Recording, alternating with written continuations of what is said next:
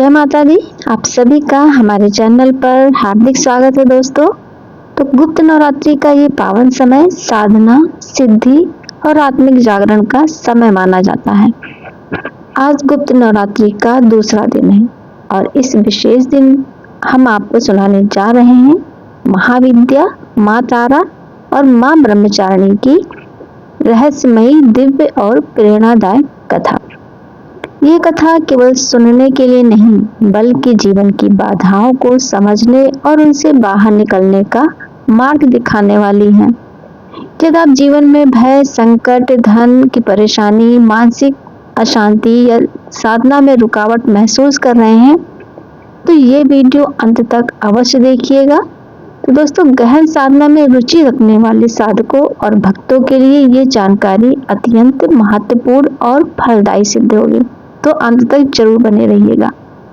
गुप्त नवरात्रि के दूसरे दिन का शास्त्रीय महत्व अत्यंत गूढ़ है। इस दिन महाविद्या माँ तारा की उपासना का विधान है, जो तारक स्वरूपा है, अर्थात जो संसार सागर से तारने वाली हैं। मान्यता है कि जिनका उद्धार स्वयं भगवान शिव भी नहीं कर पाते, माँ तारा उनका भी उद्धार कर देती हैं। यही कारण है कि इन्हें तारणी भी कहा जाता है। उनकी साधना मुख्यतः अघोर मार्ग और तांत्रिक साधना से जुड़ी हुई है, जो गुप्त रूप से की जाती है। माँ तारा की उपासना का ऐतिहासिक और पौराणिक संदर्भ अत्यंत व्यापक है।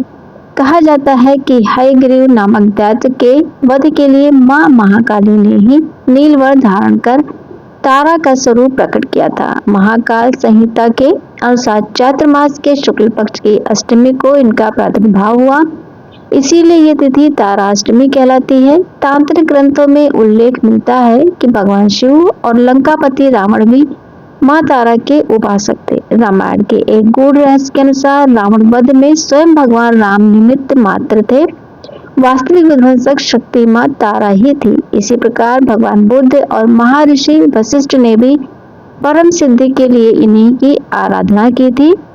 वशिष्ठ जी को जिस स्थान पर माँ तारा का उपदेश मिला, वह आज तारापीठ के नाम से प्रसिद्ध है।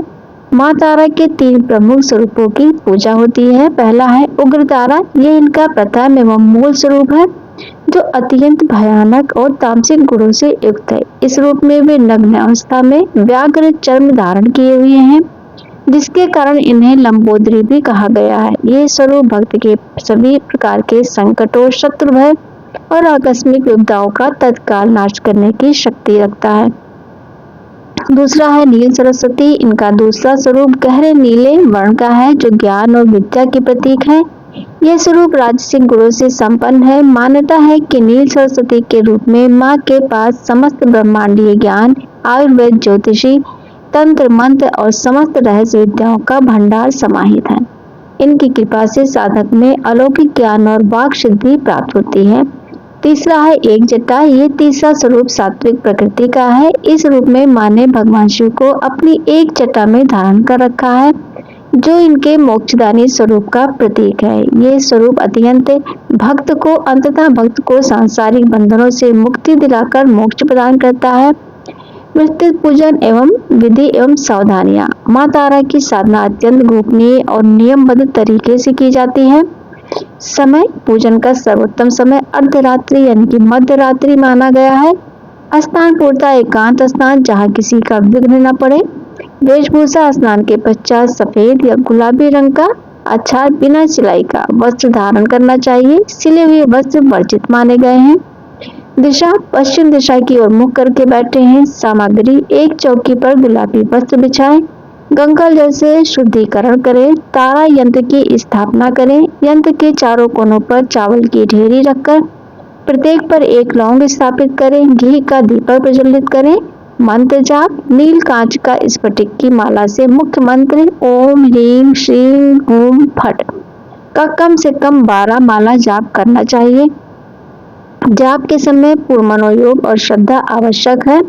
प्रसाद विसर्जन पूजन में प्रयुक्त सभी सामग्री जैसे फूल, अक्षत आदि को अगले दिन पूजा से पूर्व किसी बहती नदी में प्रवाहित कर देना चाहिए अथवा पीपल के वृक्ष के नीचे गहरे गड्ढे में दबा देना चाहिए। गुप्त नवरात्रि में ही सामान्य नवरात्रि के दूसरे दिन की देवी माँ ब्रह्मचारिणी का स्मरण भी किया जाता है। जो तप और संयम की प्रतिमूर्ति है। इनके नाम का अर्थ है ब्रह्मा यानी तप का आचरण करने वाली। सफेद वस्त्रधारी, दाहिने हाथ में जपमाला और बाएं हाथ में कमंडल लिए इस स्वरूप ने भगवान शिव को पति रूप में पाने हेतु हजारों वर्षों तक अभूतपूर्व तपस्या की थी।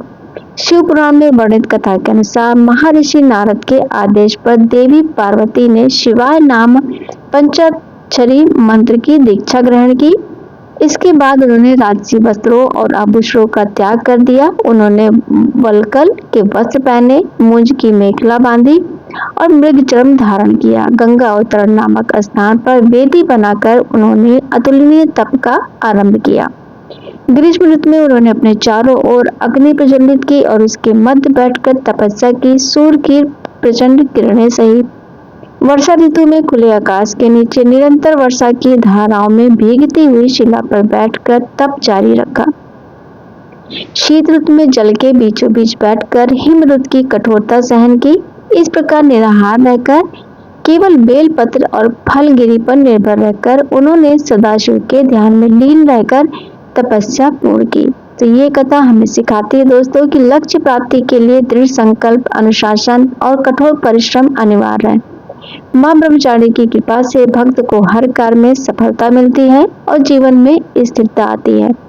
हिमाचल प्रदेश के कांगड़ा जिले में स्थित ज्वाला देवी मंदिर 51 शक्ति पीठों में से एक है, जहां देवी सती की चिन्हा गिरी थी। यहाँ की सबसे बड़ी विशेषता 9 प्राकृतिक ज्वालाएं हैं, जो बिना किसी ईंधन के सदियों से निरंतर जल रही हैं। इन्हें महाकाली, अन्नपूर्णा, चंडी, हिंगलाज, विंध्यवासिनी, महालक्ष्मी, सरस्वती, अंबिका और अंजनी देवी के नाम से जाना जाता है। इस मंदिर से जुड़ी ध्यानु भगत की कथा भक्ति की पराकाष्ठा का प्रतीक है। एक अनाथ बालक ध्यानु ने अपने पालक पंडित जी से अपनी माँ के बारे में पूछा तो उन्होंने कहा, तेरी माँ तो साक्षात ज्वाला में विराजमान है। इसके बाद बालक ध्यानु ने सच्चे हृदय से माँ को पुकारा और माता ने प्रकट होकर उसे अपने आंचल में स्थान दिया। बड़े होकर ध्यानु माँ के परम भक्त बने। एक प्रसिद्ध प्रसंग मुगल सम्राट अकबर और ध्यानु भगत के बीच हुई परीक्षा का है। जब अकबर ने ध्यानु भगत के घोड़े का सिर काटकर चुनौती दी कि यह तुम्हारी माँ सर्वशक्तिमान है तो इसका सिर जोड़ दें, तब ध्यानु भगत ने माँ से प्रार्थना की और अपना शीश अर्पित करने को तैयार हो गए। माँ ज्वाला ने प्रकट होकर न केवल घोड़े का बल्कि ध्यानु का भी सिर जोड़ दिया और उन्हें पुनर्जीवित किया। इस चमत्कार से क्रोधित होकर अकबर ने ज्वालाओं को बुझाने का प्रयास किया। उसने उन पर पानी डलवाया, भारी लोहे के तवे से ढकवाया, परंतु ज्वालाएं तवे को जलाकर छिद्रित करते हुए भी प्रज्वलित रहीं। अंततः अकबर को हार माननी पड़ी और उसने देवी को सोने का छत्र चढ़ाया, किंतु अभिमान पूर्वक चढ़ाए जाने के कारण देवी की माया से वह छत्र तत्काल किसी अज्ञात धातु में परिवर्तित हो गया, जो आज भी मंदिर में रखा हुआ है। ये घटना ईश्वरीय शक्ति के समक्ष किसी भी मानवीय अहंकार की नगण्यता को प्रमाणित करती है। मंदिर परिसर में ही गोरख डिब्बी नामक एक कुंड है, जिससे लगातार भाप निकलती रहती है। किंवदंती है कि गुरु गोरखनाथ ने तपस्या के दौरान माँ से पानी गर्म करने को कहा था और फिर लौटकर नहीं आए। तब से माँ ने स्वयं ये ज्वाला जलाई हुई है और कहा जाता है कि कलयुग के अंत में गुरु गोरखनाथ यहाँ जरूर लौटेंगे। माँ तारा की गूढ़ साधना, माँ ब्रह्मचारी की अनूठी तपस्या और ज्वाला देवी के प्रति ध्यानु भगत की अटूट भक्ति की विस्तृत गाथा हमें यही शिक्षा देती है कि श्रद्धा, समर्पण और दृढ़ निश्चय के सामने कोई भी लक्ष्य दुर्गम नहीं है। गुप्त नवरात्रि का ये दूसरा दिन हमें आंतरिक शक्ति, ज्ञान और भक्ति के मार्ग पर अटक रहने की प्रेरणा देता है। माँ तारा हमें भय से मुक्ति देती है और माँ ब्रह्मचारी हमें धैर्य का पाठ पढ़ाती है। यदि जीवन में अंधकार हो तो तारा प्रकाश बनती है, यदि मार्ग कठिन हो तो ब्रह्मचारिणी तप का बल देती है। तो प्रिय दोस्तों, यदि जानकारी आपको ज्ञानवर्धक लगी हो और आपके भक्ति भाव को गहराई प्रदान की हो तो प्लीज इस वीडियो को जरूर लाइक करें। अपने सभी साधना और भक्ति में रुचि रखने वाले मित्रों, परिजनों के साथ शेयर अवश्य करें। ऐसी ही गहन धार्मिक सामग्री से जुड़े रहने के लिए हमारे चैनल को सब्सक्राइब करना बिल्कुल भी ना भूलें और साथ ही घंटी के आइकन को जरूर दबाएं ताकि नए अपडेट तुरंत पाएं। नीचे कमेंट बॉक्स में अपने विचार और अनुभव हमारे साथ जरूर साझा करें। सभी को गुप्त नवरात्रि की हार्दिक शुभकामनाएं। माँ तारा, माँ ब्रह्मचारिणी और ज्वाला देवी सब पर अपनी कृपा बनाए रखें। तो प्रेम से बोलिए महाविद्या माँ तारा की जय, माँ ब्रह्मचारिणी की जय, ज्वाला माता की जय। फिर मिलेंगे अगले वीडियो में, तब तक के लिए जय श्री कृष्णा दोस्तों।